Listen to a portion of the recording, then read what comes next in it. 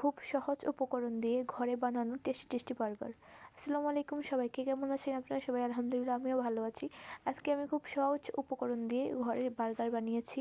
বাইরে যাওয়ার কোনো দরকারই নেই, তাই আপনারা দেখতে থাকেন আমি কীভাবে বার্গারটা বানিয়েছি। প্রথমেই আমি মুরগির মাংসগুলো ম্যারিনেট করে রেখে দিয়েছিলাম। এখন এগুলোকে বাছবো। এই তো বেজে নিচ্ছি। ভাজা শেষ হলে এখন আমি এগুলোকে তুলে নেব। ভাজা শেষ, এখন বার্গার বানাবো। তার প্রথমেই আমি বার্গারের জন্য দুটো গোল রুটি নিয়ে নিয়েছি।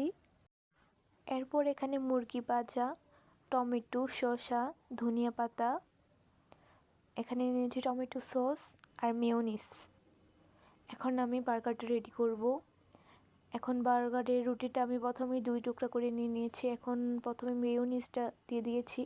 মেয়োনিজ দেওয়ার পর এখন আমি এর উপরে দিয়ে দিয়েছি সস দেওয়ার পর আমি মেয়োনিজ আর সসটা ভালো করে মিশিয়ে নিলাম। এখন এর উপরে দিয়ে দিয়েছি টমেটোর উপরে দিয়ে দিলাম মুরগি ভাজাগুলো। এটা দেওয়া হয়ে গেছে। এখন দিব উপরে টমেটো সস দেওয়ার পরে দিয়ে দিলাম মেয়োনিজ।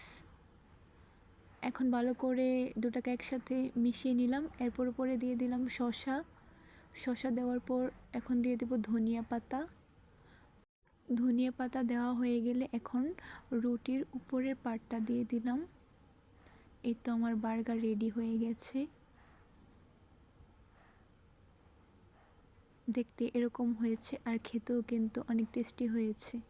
আপনারা চাইলে বাসায় ট্রাই করে দেখতে পারেন, ভালো লাগবে খেতে।